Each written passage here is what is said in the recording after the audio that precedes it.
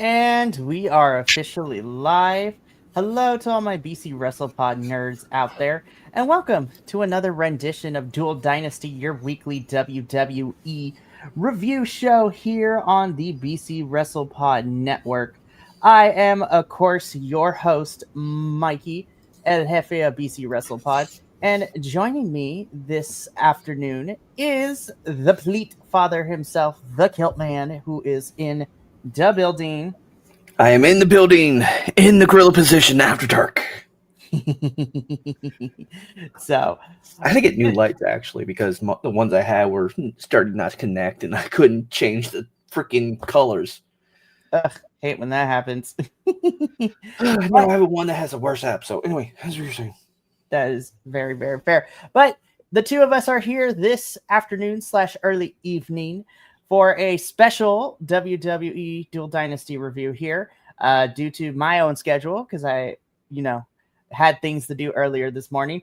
I wanted to still do a review, even though I was like, not a lot happened this week, but I still feel like for the consistency, we need to have it. And of course, we'll be off next Sunday anyways, as it is leading into a pay-per-view weekend. So yeah. So today what we're going to do is we're going to recap Raw and SmackDown, but we're going to have 3 talking points for Raw, 3 for SmackDown, and then we're going to go over some news that happened this week with WWE, specifically Andrade no longer being with WWE and leaving the company, as well as the big announcement that had the internet in flames for 48 hours and is still going. So we want to talk about that now that we've kind of settled with our initial knee-jerk reactions, and we're going to discuss that. But we're also going to be doing our picks for WrestlePalooza today as well, as we won't be able to do so because the pay-per-view is this upcoming Saturday on the 20th. So yeah, let's just get started. So we are going to kick things off with Monday Night Raw, and we have 3 talking points that we're going to talk about.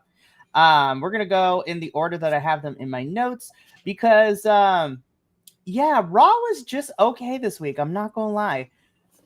I mean, the biggest thing was AJ Lee and CM Punk standoff, and then there was like a couple here and there's, and that's really it. Yeah, so we're going to get into all of that. And then SmackDown was a mess this week. I'm not going to lie. And we're going to get into all of that as well.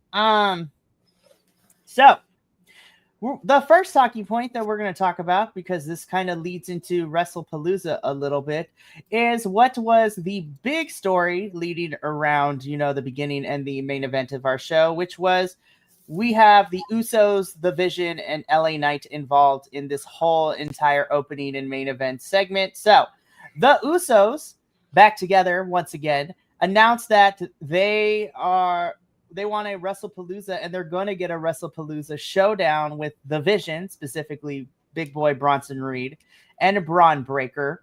The Braun Bronze. And of course, this ended up having them go back and forth, the Usos roasting the Braun Bronze, which is really fun to watch, not going to lie. But LA Knight does get involved towards all this because he still got beef with Jay, but he also got beef with the Braun Bronze. But that's going to come in a little bit later. So the Braun Bronze and the Usos are going to have a match later in the evening.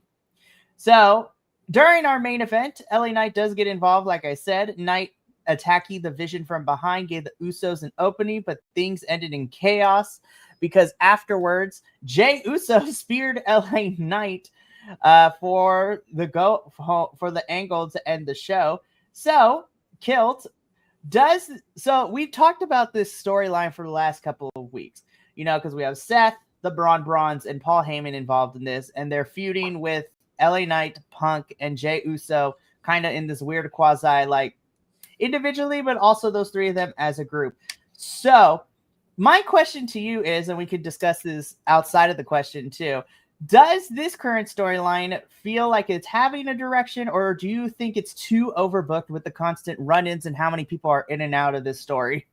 It is fully overbooked. It's a little hard to keep the thread and to keep everything kind of, this is what's actually happening. We did see the Orca getting taken out by the tribal chief. Yes, I did say Orca because he looks like one. That was a good line. It was such a good line. Even Jimmy broke. It's like Jay was on point, and Jimmy's like, because he looks like one. It was hilarious as well. I'm not even gonna lie. Oh, and for a split moment, I'm gonna sidestep and remind everybody to go get your beautiful merch at the links in chat, so that way you can support us and we can keep doing this, and then we can buy more equipment so everyone has the same shit and they all sound good. Anywho, Right. moving forward, Yes. or we just build an entire industrial complex for us and moving. So it's a lot of back and forth. It's a lot of I'm angry, but I'm not angry. I'm this, I'm that. Like, dude, can y'all make up your minds of what you're doing? Like, I need to know. Is Jay going to turn heel? Is Jimmy going to be the peacemaker? What's going on here? LA Knight, is just doing something. And it's like, okay, cool. He wants to go after the Tribal Thief. He lost against the Tribal Thief. And it's obvious that there's really not a whole lot to do right now. There's like, it's weird. It's a very weird storyline. I'm not because it not only is it just the it's just the Braun Brawns against the Usos and LA Knight, but the rest of the faction, which is Seth and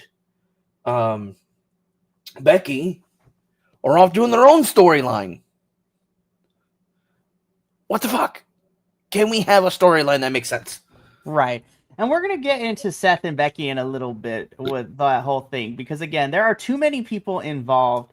I'm going to be so for real.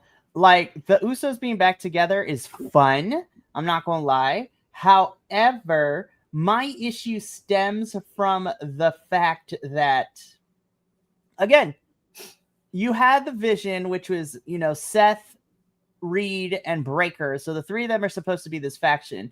But it feels like we're telling two different stories and we're not utilizing this faction. And I'm tired of Seth always being these leaders of these weird ass factions that never go anywhere. And the Usos and the Braun Brawns are doing stuff. Seth and Becky are doing stuff with Punk and AJ Lee, which we're going to talk about in a little bit. But then LA Knight is just floating around. Like, what are we doing? I was just like, LA Knight was on SmackDown for a while, and then you put him on Raw, hoping that, we thought, there's going to be things for him to do, but it feels like everyone's kind of just floating. And I feel like, and I'm going to bring this up a lot more as we continue on with our review, I feel like WWE is just not putting in the effort for the creative and the storytelling, because they're banking on people that are going to pay for these tickets, even if the product is mediocre, which is kind of fudged up. Got to wait a couple more minutes before I start cursing, but I'm just like, what are we doing? And then it seems that Jay and LA Knight might have a program, which would be cool. But again, nobody's doing anything. Where literally Seth is holding this title, which is not probably going to get defended anytime soon, which is kind of stupid. We had that at Clash of Paris, but even then, that match was overbooked as hell too, because it was like 4 people and then everything that happened with Becky. But I digress. So we shall see what happens. This is an overbooked mess. We shall see what is going to happen with the Braun Brawns and Jay and Jimmy and LA Knight and all of that. All right, so the second talking point of Raw that we're going to discuss is the promo that we got from AJ Lee, as well as Becky's confrontation leading into, Punk and Seth also being in the ring with all of this as well, given the fact of what we're getting at WrestlePalooza. So AJ Lee, for the first time in 10 years, steps into a WWE ring, and she has a heartfelt promo. She reminds the folks who she is. She expressed in so many words of her struggles, especially with her mental health and everything that happened. And of course, she went to therapy. And when you get the crowd chanting therapy, I was like, it's 2025. Mental health matters. We love you for that, AJ Lee. Fantastic. Yeah. And so, she also went into, she technically was retired, and then she came back and everything. But then she was interrupted by Becky, who fired back with her own fiery promo and a little bit of a black eye. A little bit. Becky out here looking like a Pokemon starter, which was great. Oh my God, she did. She looked like that one Well, oh, there's what to put this. Sorry, I was looking for a set of headphones, and I happened to spot them as I was moving stuff around on my desk. Anywho, yeah, she flat out looks like that.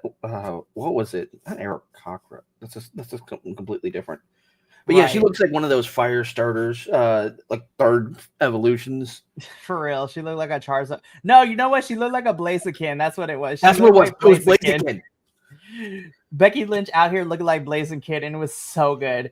But I also have to mention too that while AJ and Becky are going back and forth, AJ has Becky's Women's Intercontinental Championship because she took it from her when she made her return on SmackDown last week.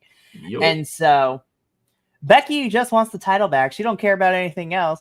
And so AJ's like, okay, I will give it back to you under one condition. And that condition is that she gets a match with Becky, and then Punk and Seth get a match with each other in this mixed tag team match.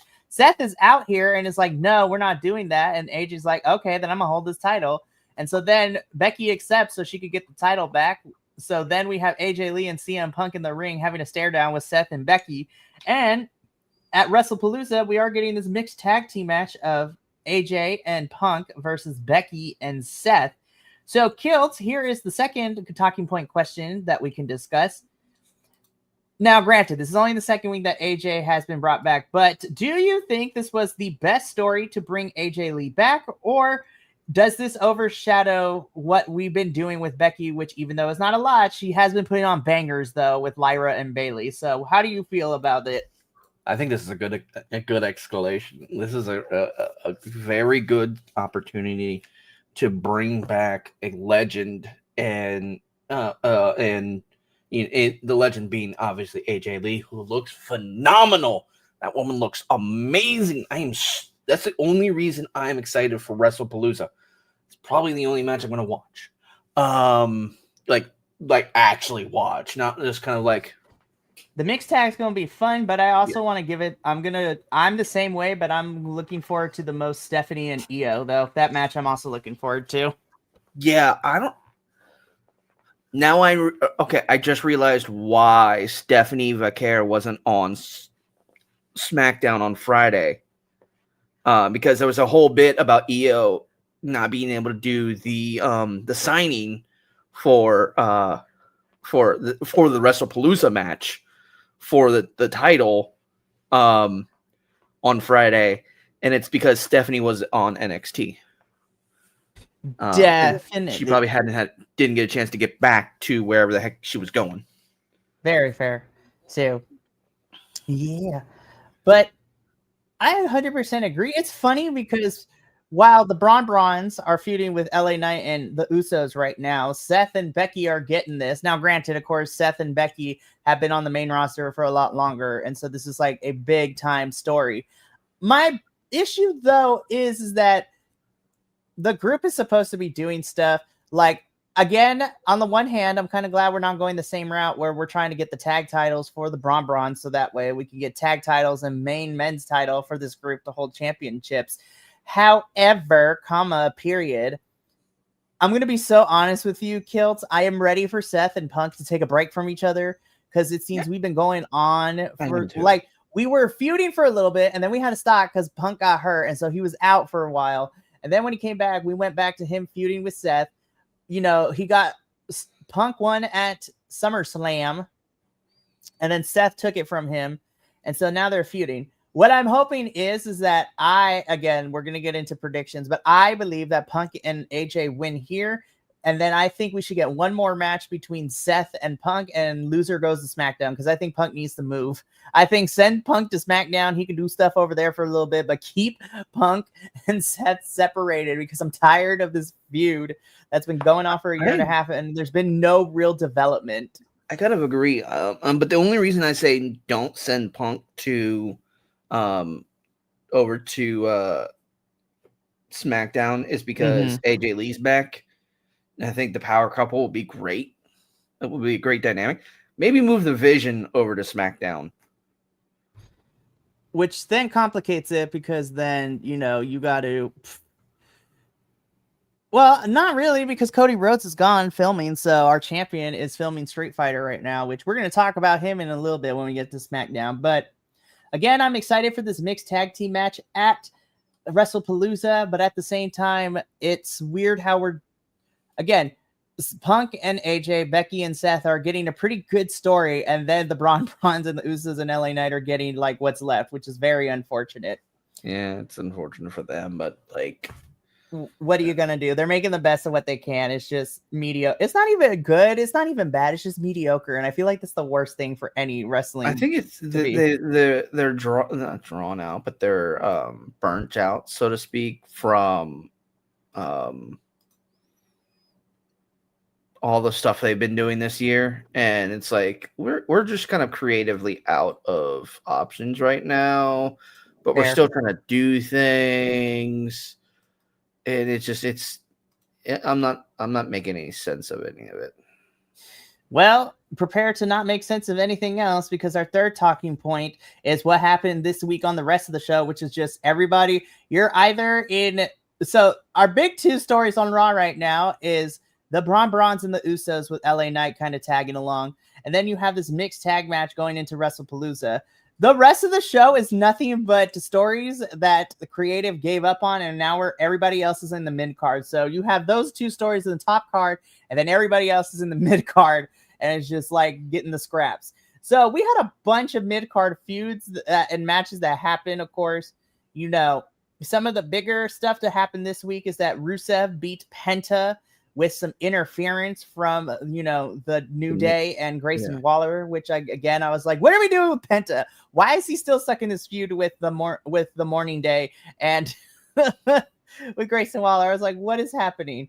And I'm like, we're also not doing a lot with Rusev. Now, granted, he beat Sheamus in the Donnybrook match at Clash of Paris, which was baller, but where are we going with him now? This is kind of weird. I think sorry, go ahead. So we're going to talk about all of this. But then the other thing that happened is that Asuka was able to beat Nikki Bella, but Rhea Ripley made her presence felt backstage because she still got beef with Asuka. So that seems to be a thing that is happening. And again, even the matches itself and everything that had transpired, this felt more like setup matches than real momentum builders, which was kind of crazy to say. So I was like, okay, they're here to just do stuff, but where are we going with all of this? So Kilt, my final talking point, the third one for Raw, is do we feel that these feuds are just spinning their wheels, or can they actually catch fire heading into the fall and actually be worth something? What do you think? They definitely need to put something down for traction, because right now all they are really doing is spinning the wheels. They're giving us breadcrumbs that are kind of catching but continuing to just go. It's so loose. It's so bad. It's not bad, but it could be better. They could be doing something. But one of the things I'm keep seeing is it's brand splitting. Like they're moving people all over the place and not really focusing on their story. Like freaking Dominic has 3 different storylines going on right now. 2 inside WWE and 1 in AAA. And I think that's going to get a whole lot messier too, now that, Dominic, Mr. Mysterio, Dom, is now the AAA Mega Champion too, after this past Friday beating Hijo del Vikingo. So it's going to get a whole lot messier. It's definitely going to be extremely messy, and it's just like, I don't like how messy this is. I'd like for them to clean it up a little bit, because that makes, to me, the most amount of sense. And it's just, it is so, just come on. Can we just clean these lines up? Like, I want to be able to look at things and be like, okay, I understand this. I want to watch my soaps. I don't want to watch a mess. If I want to watch a mess, I'll walk outside. I live in fucking Florida.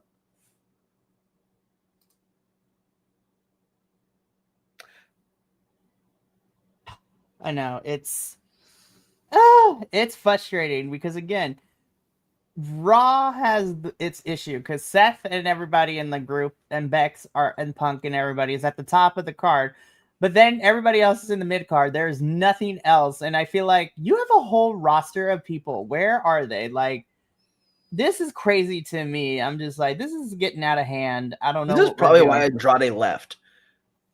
We're going to talk about Andrade leaving in a little bit when we get to our news section at the end. But yeah, I really hope. And again, whatever's going to happen with Stephanie and Io, I think Asuka's going to play a part in it. But then you have Kyrie and Rhea just running around as well. Like, what are we doing? Lyra losing to Raquel this week was also kind of crazy too. I was just like, Bailey's not here yet. So, I mean, I don't know what's going on. I honestly think that Raw is, and you know what? I have to quote another podcast host who says this. It feels like creative is literally doing their homework on the bus and then presenting it to us the day of the show. It's literally doing their homework on the bus, try to get it done, where half of it's correct, half of it is like, why did you even get that answer? But I have to agree. This is so it doesn't make any amount of sense. no, and I'm going to save my soapbox moment when we talk about our news segments, because I've had people, reach out and say, hey, so I know you guys stand on this about Saudi Arabia. What does the future look like for you guys covering, the Fed? And I'm like, stay tuned on Sunday because we're going to talk about that. But that's going to be it. That's all the talking points I have for Raw. Again, Raw and SmackDown both, but Raw is having an issue with balancing out, what is at the top of the card and then giving something for everybody else to do, which is kind of nuts. And we're kind of just spinning our wheels with things. So I'm really hoping, and I can't believe I'm saying this, I'm really hoping that WrestlePalooza gives me some direction, because after WrestlePalooza, I believe we have a Saturday night's main event in October, but then it is all roads lead to Survivor Series War Games. And I was just like, I swear to God, if you make War Games lame, I am going to be so upset, especially because I'm going to be there because it's in San Diego. I'm like, don't mess this up, WWE, but they probably will in some capacity. But I digress. Alrighty, so let's move on to this. I'm not going to lie, Hilt, SmackDown. SmackDown was rough. And I know we read like Professor, I, and Minnie have had the luxury of reviewing some really piss poor SmackDowns when it was the Tribal Chief Roman Reigns story arc, where it took like an hour and a half of the whole show and then 30 minutes of everybody else. But this was a mess because of booking, because of certain, things that were made, like decisions that happened. And I am just, this is not one of the talking points, but I was just like, we just reduced Ron Killings back to R-Truth, the comedy character, and he got beat up by Brock Lesnar in the opening. We did not need that segment. I'm just going to be so for real. And I was like, listen, Triple K is not beating the allegations. I'm just like, what? No, he's not. It is ridiculous. I was just like, I was so fascinated with Ron Killings, and then, Creative and Triple H and TKO, they just gave up on making something cool with it. So I'm like, that sucked. I enjoyed the joking about the Ron Cena, bit. That was funny. But it literally, this whole thing has been like, the whole handling of R-Truth has been very, very weak. Now, Ron Killings has come out with a new album, which is actually really good. I'm going to plug that for a moment because I've been enjoying it this past week and a half. But Brock comes out to say shit, and I'm like, no one wants to hear you. No one cares that you're here. No one asked for you to come back. No, and then of course, thanks to Papa Oso Will for adding this, but to me, I was just like, even go here. She doesn't even go here. She doesn't even go here.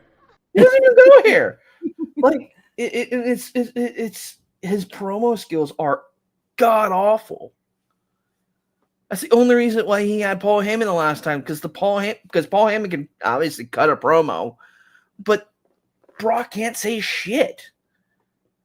Like, his lines were like, his whole promo was, "Who are you? What are you doing? Don't interrupt me. Blah, blah, blah, blah, blah. I don't blah, blah, blah." Dude, shut the fuck up. Get the fuck away. Go back to whatever hole you crawled out from, you freaking Neanderthalic loser. Like, he started going into almost freaking Mike Tyson. "Hey, guys. Okay." It's like, fucking, I hated everything about that promo. I want him gone. So bad. It was so bad. It was terrible. It did not set the tone. It did set the tone for the entire SmackDown. It set the tone to make it shit. It went from yap down to crap down. It was really, really, the opening segment was bad. SmackDown was a mess with decisions. However, I do want to talk about one bright spot. At least personally, I found it as a bright spot.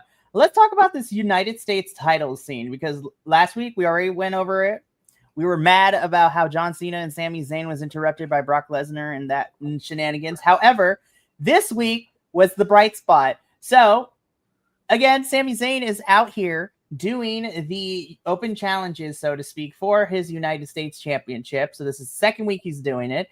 And this week, he gives an opportunity to Rey Fenix, and oh my God, killed. This was the best match of SmackDown and the best match of the whole entire WWE main roster product this past week.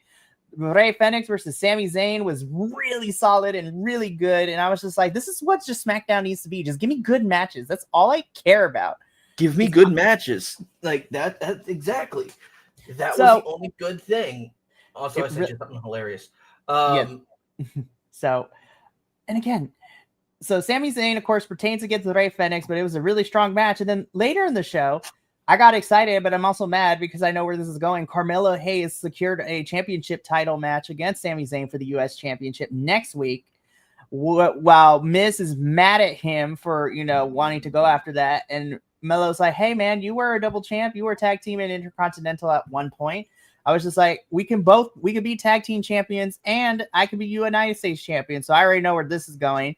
Meanwhile, Solo Sikoa is also vowing revenge. But this promo from Solo, I actually really like, because this is the NXT Solo Sikoa that I was introduced to. He's just going to beat everybody up, which is cool. But I'm like, where are the MFTs? What happened? Like, they weren't in this promo. And then in the background of this whole entire thing, we got Shinsuke Nakamura just creeping everywhere too. So I'm just like, Sammy versus Shinsuke, I think, could be magic if they gave them time and stuff to do. But Kilt, SmackDown talking point number one. I can't believe I'm actually saying this right now, but do you think that the U.S. title is the most consistently booked belt right now across WWE, or nah? Which is crazy to say. The men's title, yes. The women's title, no. We'll get to the women's one later in a little bit. Yeah, it's the men's title has been it has been almost. It got rocky when Shinsuke had it, and then it started getting better after, and then just right now it is almost fire.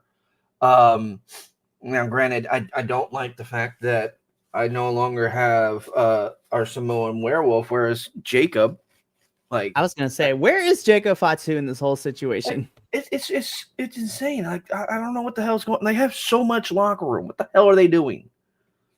I don't know. But I love what Sammy's doing. His match with Ray. Why are you bleeping at me? You shouldn't be bleeping yet. Oh, it's you. I forget that even when I turn my phone on Do Not Disturb, my favorites still come through. That tells you how you are. Anywho, my thought about it is it's like, okay, this is great. I love this match. It's gonna get better from here? Not really. Not really. The rest of the night was kind of literally. I spent SmackDown going, okay, click. Let me see if there's highlights that I feel like caring about. No, not really. Okay, cool. Okay, wait, hold on. I skipped the part. Let me go back a little bit. Oh, okay, cool. I literally caught 2 seconds of the Solo Sikoa, and I'm like, I don't really care. Click. I literally sped run. I watch Raw longer than I watch SmackDown. That tells you how big of a thing that was for me. SmackDown was a whole mess. There's no denying it. Even Simon Miller had a beef with it, which is crazy because Simon Miller tries to be positive about everything. But even Simon Miller just had frustrations with this past SmackDown. It was really weird, which, again, we're going to get into in a little bit because now we get into our second topic for SmackDown, which, you brought up a little bit. We're gonna talk about both women's titles because let's talk about this women's division because right now I don't know what we're doing. It is a whole mess. We are spinning our wheels. We are revisiting stuff and like what are we happening? So this week on SmackDown, we had 2 women's matches, of course. We had Tiffany versus Jade for the women's WWE championship, which ended in a double countout after, Jade speared both her and Tiffany through the barricade. But also, Tiffany took a nasty looking bump on the floor, too. Disgusting. Like her head I think that's why they counted out because they saw that hit and they weren't trusting anything. And so they just decided to finish the count out. Which would have been fine if that's where we left it as a double count out. I'd be like, oh, okay, I'm not really a big fan of that, but it is what it is. But it is everything that happened afterwards that irritated my soul because then Nia Jax just comes in and wrecks both of them. I'm like, why? What are we doing? Why are we revisiting Tiffany and Nia and Jade? I think this was okay. I can understand what they're trying to go through, but with that nasty hit and then the count out, even if it was planned to be that way, I don't think that hit was supposed to be that disgusting. Like, I don't think Tiffany over rotated, but like she hit hard and you could see her head bounce and not in a good way. Like was gunk. And I'm like, I was surprised she was conscious. That's how hard that was. It was crazy. I'm concerned with Tiffany. Yeah. Mm-hmm. I should also mention though that SmackDown we had our NXT commentary team the whole night too. I was just not the whole. Well, yeah, it was kind of. I think Vic's on NXT. I always forget, but Vic and Booker almost beat Vic. He's like, Vic, you're about to get your ass handed. You better keep that off. Vic, you tried your best. Booker is Booker at this point. But again, so that was with Tiffany and Jade because then Nia comes out and beats them up both. And it seems like we're revisiting this feud, which I thought we were done with, but apparently WWE is not. But then on the other side, we get into the women's United States Championship picture scene. Even though it wasn't for a title match, Julia was supposed to be going up against B-Fab. But we didn't even get a match because Julia and B-Fab Julia and Kiana James beat up on B-Fab, which then sends Michin out with a kendo stick for the save, and then Julia makes a run for it. So I'm just like, so are we actually just going to get a match? And, why are we not letting Julia defend this title? Like, not every heel needs to be a chicken shit heel. I'm just saying that. Julia, we know Julia can kick major ass. Why are you not letting her kick major ass in this mid-card women's title scene? Like, I don't know. And I'm like, so does that mean that we're probably going to get a tag match between Kiana and Julia versus Michin and B-Fab? So I'm like, does Michin get another title shot after she lost last week? Is B-Fab going to get a title shot? I am so upset with what we are doing. And it makes me mad of all the work that Chelsea put in as the inaugural champion. And I was excited when Zelina got it and then Julia got it. And we haven't done anything since those two. Like, why is Julia not kicking ass on here? So, Kilt, I guess the talking point, the question I have here is that what are we doing with the women's divisions? Like, what is the issue? Like, has creative gave up on it? Are they not giving them anything? Like, what? Why is this women's division spinning its wheels and not going nowhere? I have a few. I have the worst case scenario, and I have the best case scenario. The best case scenario is they're kind of incompetent for the most part creatively, or the creatives are kind of incompetent, and I'm hoping that's what it is. They're just flubbing because it's WrestlePalooza and they really don't have a good idea what's going on, and they're trying to catch up, and they're doing something, but they're not doing enough. They're not doing great enough, and they're trying. The worst case scenario, which is I'm starting to lean as, especially with the most recent announcement being most likely, is they're getting pressure from the Saudis to not have women anymore. And they're trying to make the women look bad so that way they don't have to book them anymore and they can cut them off. And that's stupid. And that frustrates me if that's the actual case. And I don't want to think the Saudis has something to do with how poorly creative is writing the women. I really don't. but I have a feeling that's what's happening, and I'm not happy about it. It is bizarre to me that again, and it's, it's crazy because technically it's the same umbrella of people, but how is it? And again, it's not fair, but at the same time, I was like, how is it that NXT does such a better job of their whole roster period, even though I have issues with some things, but like they utilize their women so much more better than Raw and SmackDown do right now. And I'm just like, what is happening right now? I don't understand. It's so frustrating, especially because like Tiffany's whole title reign, and even more specifically, everything post WrestleMania has been ew for her. Like she hasn't done anything. This United States Women's Championship, everybody wanted it, and we were excited when Chelsea had it, but then they're not letting anybody do anything else. We didn't do anything with Selena. Julia is not doing anything with it. So I'm like, why did you put this on the women if you're not even going to use it properly? It's so annoying.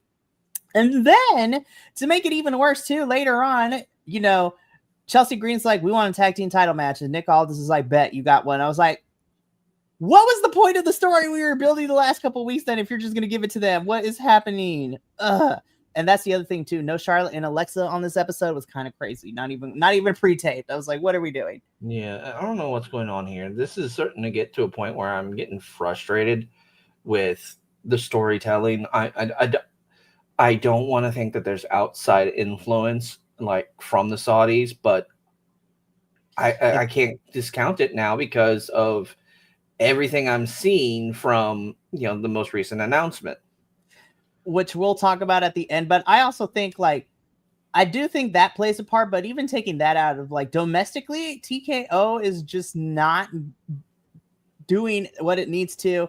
Creative and the writing team in WWE is not doing what it needs to. Triple H is not doing what he needs to. Like, I don't understand what we are doing. It is ridiculous and it frustrates me.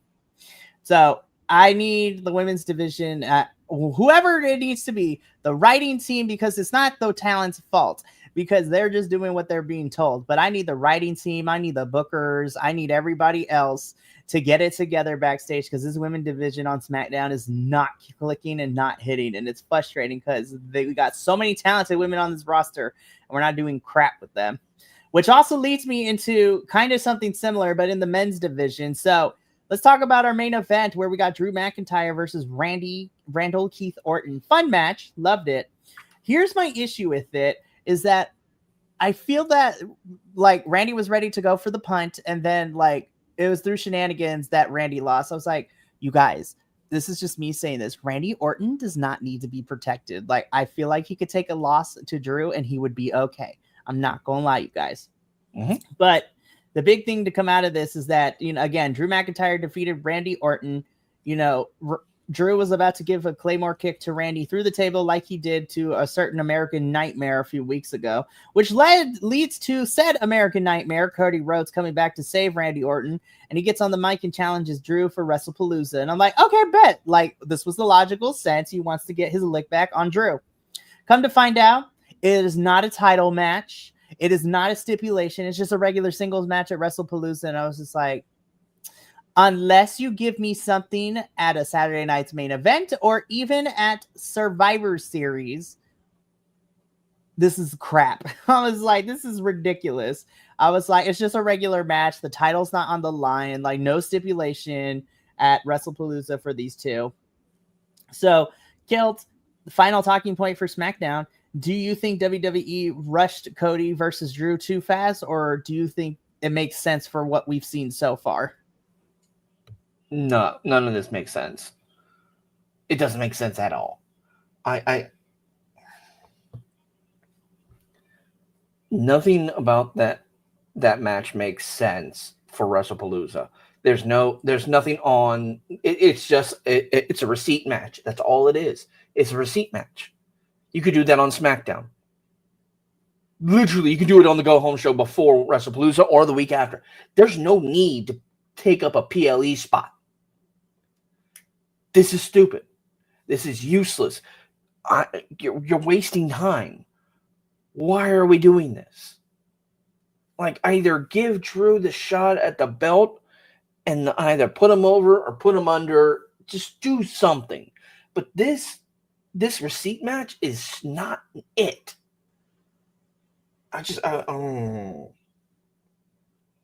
I'm getting to a point where I'm starting to just not want to watch because none of the storytelling makes any sense. And I can't. I legitimately cannot. Yeah, this was a really rough SmackDown episode this week. And again, we have issues with Raw and SmackDown, but it feels like WWE and TKO are focusing so much on trying to make Raw decent that we kind of forget that SmackDown exists. And I'm just like, don't do that because you got these two brands. You're supposed to be doing it. And I'm like, I don't know what we're doing, but it's frustrating to say the least. But that is all we have for the Raw and SmackDown. So let's go into a bit of news. So we got two news topics we're going to talk about openly, freely, all the things. We're going to say the bigger one for later, but let's start with the first one, which is the still developing story that Andrade has gone from WWE. So we got word over the last 48 hours that Andrade had left WWE.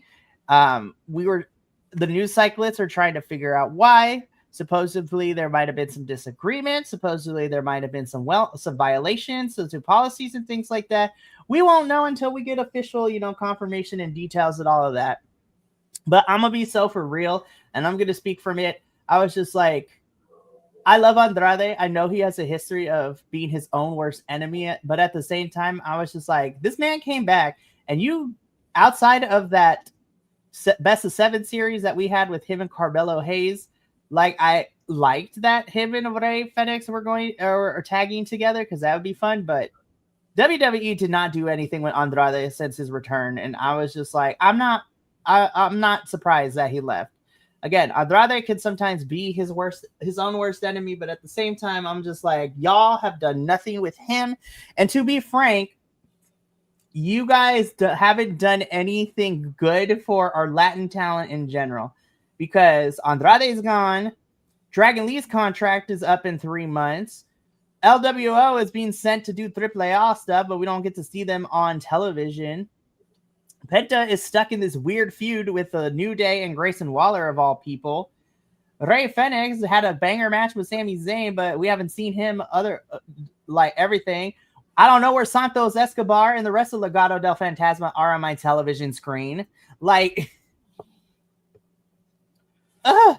what? Nothing. It's so stupid. It's so useless. The only other thing I've seen is Penta being thrown to AAA. And he cut a promo saying he's going to be the Mega Champion. He's going after that title, which is great. Do it. Please do something with Penta that doesn't involve the New Day. They're useless right now. So, please. Again, Andrade leaving, I was like, I guess it's less of us talking about it because I'm like, are we surprised? No, not really. To me, they're not using him. Yeah, exactly. So I'm like, you know what? If I'm not being used, I'm like, I'm gonna leave. I'm like, what for? It's like, why am I here? It's like 90% of they're not using 75% of their locker room. I feel like honestly, I think it's only like 25%, maybe 30% of the locker room is being used right now creatively. The rest are just kind of sitting there with that on their hands, just going, oh, hey, guys, I'm getting a check cut. What the fuck am I doing here? It's ridiculous. So I think the only other thing that I do want to talk about is because I've seen a lot of wrestling creators I follow talk about where could Andrade go? And so I'm just like, well, if he's gone from WWE, I don't foresee him going back to AEW because I feel like that's not where he just left from AEW. So he's not going to go back there. He's not AAA, I don't think, because it's still WWE, I don't see him going to AAA. TNA could be fun, but because they have the working relationship with NXT, I don't think that would be the case, but it could be fun. I'm going to be so for real. I think Andrade should go to either New Japan, which would be a lot of fun to see him in New Japan, or even send him to CMLL because, again, he came from Mexico. He was, his moniker is La Sombra. So because technically now he's out there, I would love to see him return and put on the mask again and go to CMLL and be a luchador down there, but who knows? Actually, that was my thought. Like when we first mentioned that, where is he going to go? I'm like CMLL. Well, I mean, he was a luchador in Mexico before coming to the Fed and being part of Black and Gold NXT when he unmasked and just was Andrade. So I'm like, that's cool and everything. But again, we're not. I think Kilt. I speak for both of us. Are we surprised? No. Do we hope we get Andrade find success and happiness somewhere else? Yes. But again, this is a bigger issue that can be talked about. About the Latin talent not being utilized correctly in the Fed. Like outside of Dominic, I was like, unless your last name is Mysterio, any other Latin superstars WWE does not care about. No, because you have to remember they're not even using Ray that much. Well, Ray, I think, is technically still out on injury, but even Dom is starting to fall through the cracks. Yes, he's AAA Mega Champion, but and he's the Intercontinental, but he's been stuck in this Judgment Day storyline of will they, won't they break up. And so I'm like, I know y'all are waiting for Liv, but damn, you guys, we're just stuck. Yeah, Liv looked better on that announcement that we're talking about in a little bit, but she didn't. No, we'll talk about it. Let's rip the Band-Aid off because now let's get into our big talking points. No one looked like they wanted to be there. No, except the Saudi guy. No, so we had a press conference. What was it, Thursday or yesterday? I don't even remember. Thursday. So Thursday, we get a press conference that WWE is having. And so I checked in with it at the end of the day because, I work and I teach. But at the same time, we learned that in 2027, WrestleMania 43 will be coming from Riyadh, Saudi Arabia. And listen, the internet already did its job with the memes of everybody. Like Bianca looked pressed. Charlotte was pissed. Liv was trying to fake it as best as she can. Stephanie wasn't impressed. The men were not impressed. The only person that wanted to be there was the Saudi prince. And I was just like, TKO and WWE are shooting themselves in the foot because I was just like, so, okay, I would like to quote one of the wrestling creators that I've been getting to know a little bit, the Wrestling with Pencil crew who talk about WWE specifically, and they're two guys, love them. They're great. They're fun to interact with. But I kind of agree with what they brought up with this is like WrestleMania for the Fed and us wrestling fans is like the Super Bowl of, WWE wrestling. It's like the big party. It's 2 nights. It's crazy. It's where all the big stuff is supposed to go down. And then you're taking it to Saudi Arabia where, yes, that blood money be kicking. But at the same time, it's just like you're taking something away from us here in the States. And I know I always say that international pay-per-views need to happen more often because we here in the States get very blessed and we are spoiled with the weekly shows and a lot of the stateside pay-per-views. But while I was just like, I can tell you this much. We here at BC WrestlePod, we're not going to be reviewing this WrestleMania. We're not reviewing WrestleMania 43. Shit, I don't even know if we're going to watch it. I will probably still make a report card for it, but even then, I'm like, I don't even know if I want to do that much. No, I'm pirating the shit out of it. I will go to whatever pirate site has it. I will skip through and get the highlights, and that's it. I will not be watching that. I know. Well, I was about to say I don't understand, but I do understand. It's because it's the money. It's for money or whatever. But I don't understand why WWE. It's not even WWE. I don't understand. I know no, I do. TKO is trying to maximize profits. That's why they are doing WrestleMania in Saudi Arabia. I mean, shit. In January, we're getting the Rumble 2026 Rumble in January. This upcoming January is going to be in Saudi, which is kind of stupid too.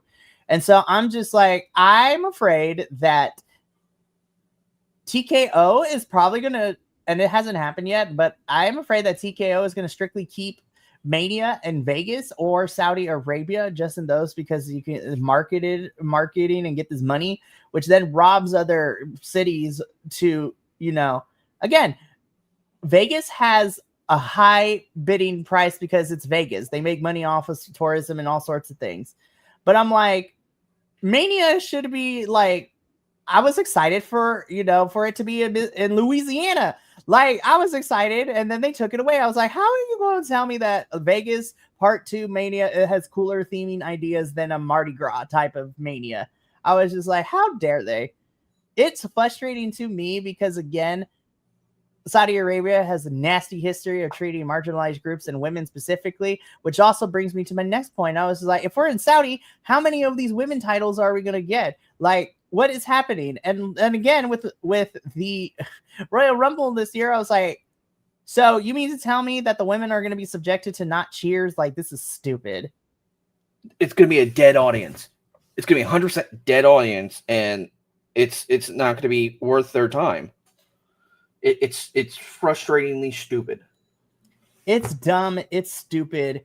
Again, which brings me to, you know, what some friends have reached out to me asking is just like, hey, so I know that BC WrestlePod doesn't like the Saudi Arabia, and with everything going on and the direction that it's going, it's like the biggest question people are asking is just like, as mediocre as WWE, Raw, and SmackDown, and then like the mid booking of the pay-per-views, do y'all are still going to cover it? And the short answer to that is yes.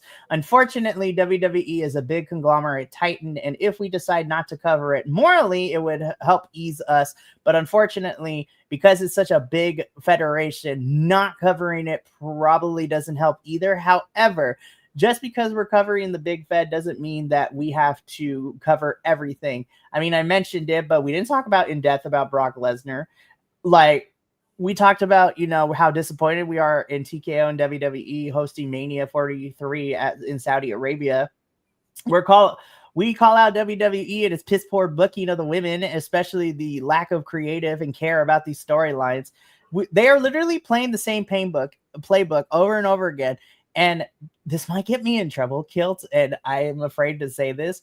As shitty as Vince McMahon is as a person, is as a person, and still is, I don't think Vince would have been this crazy. And then to come to find out that even with Vince's weird ass booking, he purposely wanted to keep these ticket prices down because he wanted families to be able to come. TKO is increasing. How do you mean to tell me that the nosebleeds for a weekly show are now like $300, $400? I'm like, what the fuck are we doing? And the sad part is that they're going to start charging for NXT. Yeah, if they start charging for NXT, outside of the pay-per-views, I should say, because yes, you should charge for the NXT pay-per-views. But going to the weekly shows, I was just like, if you start charging for that shit, that's crazy to me. I don't understand. I have to bring in Nick real quick. Hi, Nick. Happy to have you here. We just got done talking about WWE's decision to have Mania 43 in Saudi, and just, you know, talking about if the BC WrestlePod crew is still going to be covering WWE for the foreseeable future. And the short answer to that is yes, but we're still going to call them out on the bullshit. WWE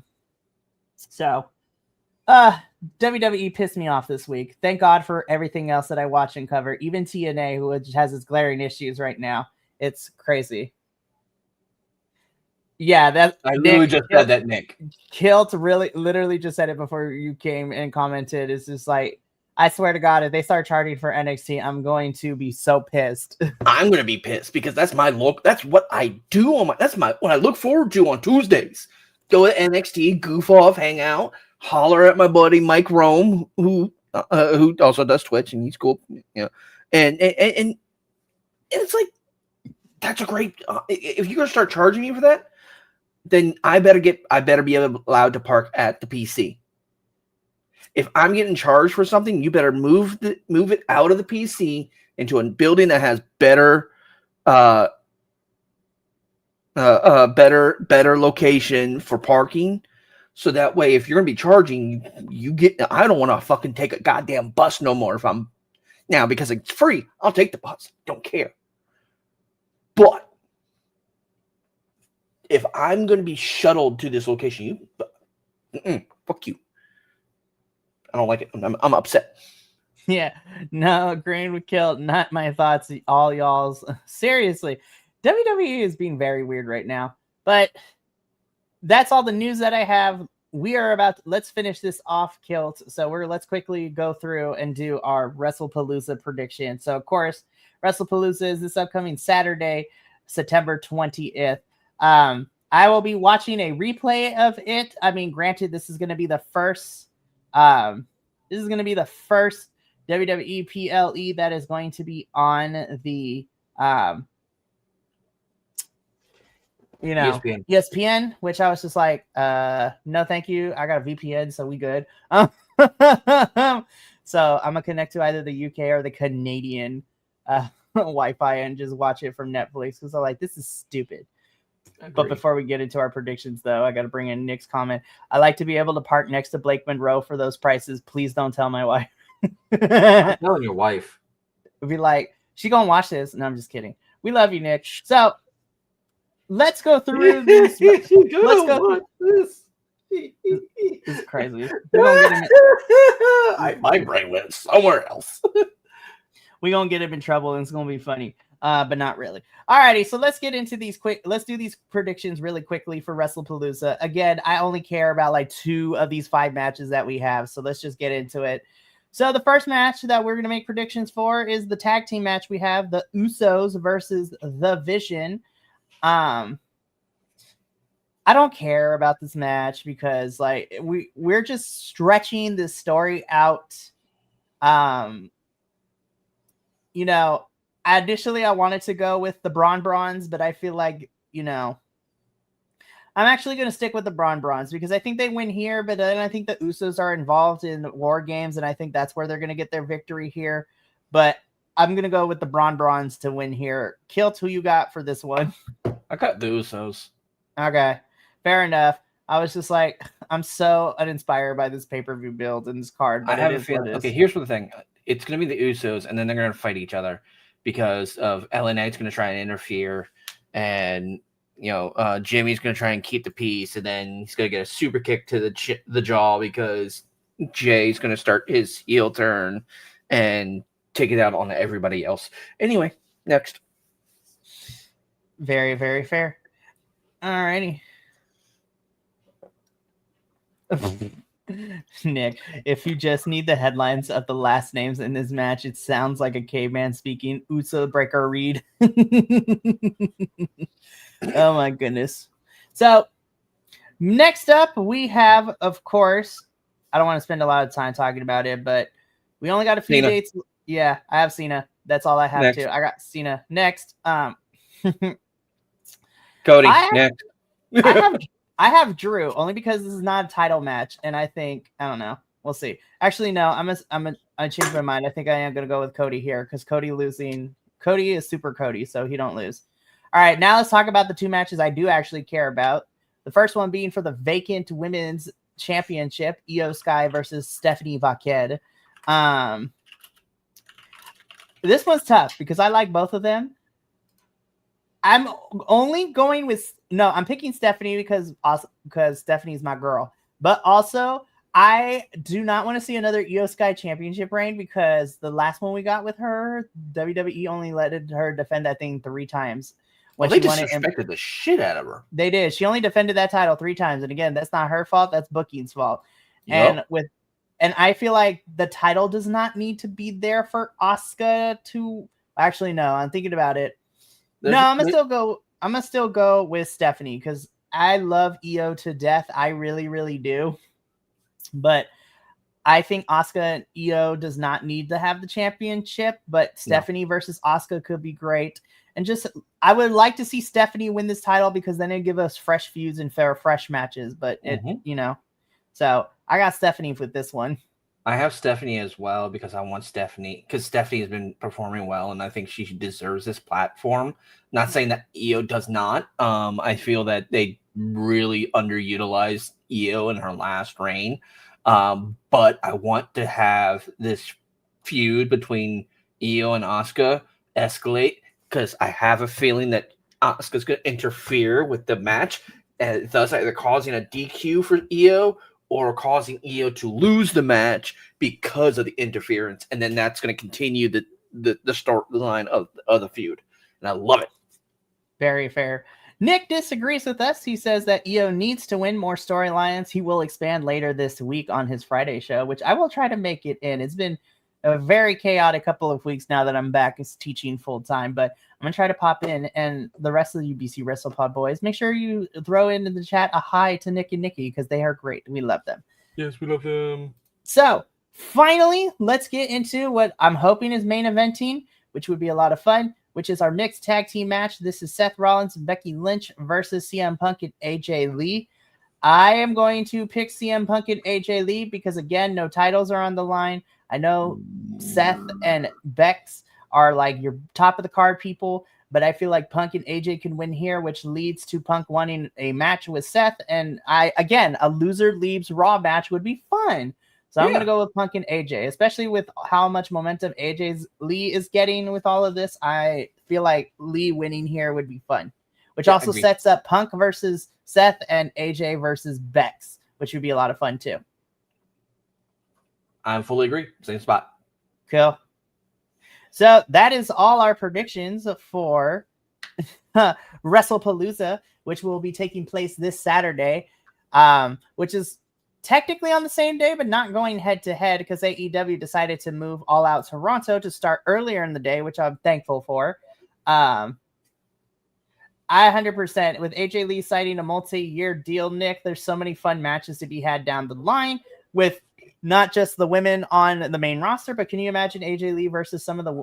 Listen, I don't know why, but like if AJ were to go and face some of the women in NXT, Sol Ruka versus AJ Lee would slap so hard, not even gonna lie.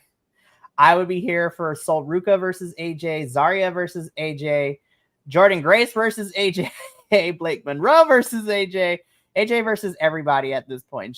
She's great. But that's going to be it for us here at Dual Dynasty. You know what? I'm proud of us in our little new format and change format that we did today. We still were able to get a pretty good, decent chunk review and talking out of the way. But before we sign off for the evening, let us take a look at what is going down this week here at BC WrestlePod. So let me just get this up real quick. Mikey Palooza. That would be hilarious. Any troops in Mikey Palooza coming? I heard here Indianapolis, LA, New York bidding for the event. No, but I will say this, if you're in the Los Angeles area this Saturday, the 20th, and are going to be heading to the Ukrainian Cultural Center, I will be there because I will be in person for GCW Homecoming Los Angeles. So I will be going to my first Game Changer Wrestling show, and already scheduled to be there is like Matt Cardona, Shotzi Blackheart's going to be there. It's going to be fun. So yes, I'm going to be using the GCW show I'm going to on next Saturday as the location. Nick is like, LA, huh? You sold out. Hey, I'm a West Coast kid, okay? All the East Coast get all the fun stuff, and it was just this year that they decided to show the West Coast some love, because half the time we don't get anything in terms of wrestling shows or pay-per-views out here, so... Anyways. So, looking at this week, we have a pretty short week, which is actually very nice. So, this upcoming Tuesday, we have our AEW review, which is the final review that we are doing, as this was the final week for AEW in their Philadelphia residency in the old ECW arena. And then that is also our go-home show, as we will be making predictions for all AEW All Out Toronto, which is going to be a lot of fun. Then on Wednesday... I'm super excited for this one because at 5:30 p.m. Pacific, Papa Oso and I, and if Kilt can watch it in time, we will be doing the NXT Homecoming review, so the special edition of NXT, where we are getting some generational matches of NXT folks going up against each other for that show, which is going to be a lot of fun. And then at 8 p.m., we are doing the final CMLL Viernes Espectacular review before heading into this Friday, which is our CMLL 92nd Aniversario watch-along. This is the big anniversary show for CMLL, so I'm excited. We are getting a lot of matches. It's going to be great. Wow, how dare you call me Mikey Levesque, Nick? I'm like, we're gonna fight. I was like, listen, I'm not old, I am not white, and I don't have the moniker of Triple K. So Yeah, we're not going to do that. But Yup. that is going to be on Friday. And then I'm rounding out the week before I leave for Los Angeles in the morning. I will be doing a quick review for Defy Wrestling's Aeon, which is going to be a lot of fun. We have an open challenge for Clark Connors to defend his championship against. It's going to be crazy. I'm But going to also, deny that. I'm going to we're deny also that. we're also getting Carrion, making his Defy Wrestling debut. So Killer Cross, which I'm excited for. Should be fun. It's going to be a good time. And Marina Shafir is defending her Defy Women's Wrestling Championship, which is also going to be a good time as well. Mikey, can you confirm or deny that you won't release Kilt from his contract to work for Tony Khan? I'm going to be so for real. If any of these major promotions actually want to work with my podcasting hosts, I would let them because they deserve it. My hosts deserve the world, and I want these opportunities for them. So if they come that way, I want them to take it. Like, do it. It's amazing. Like, it'd be amazing. Love you too, Nick. But that is going to be BC WrestlePod for the week. So a bit of a shorter week once again, but fear not because it's going to get crazy next week. But that's going to be it for us here at Dual Dynasty. Thank you for tuning in to this special afternoon, evening edition. We will be back at our scheduled time in 2 weeks on Sunday at 11:30 a.m. Pacific, 2:30 p.m. Eastern. But until then, that's going to be it for me and Kilt. So thank you so much for tuning in. And remember, take care of yourself, love one another, stay iconic, and more importantly than anything, you always deserve to finish your story. We will see you this week for a bunch of reviews, but until then, sayonara, adios, and until next time, peace.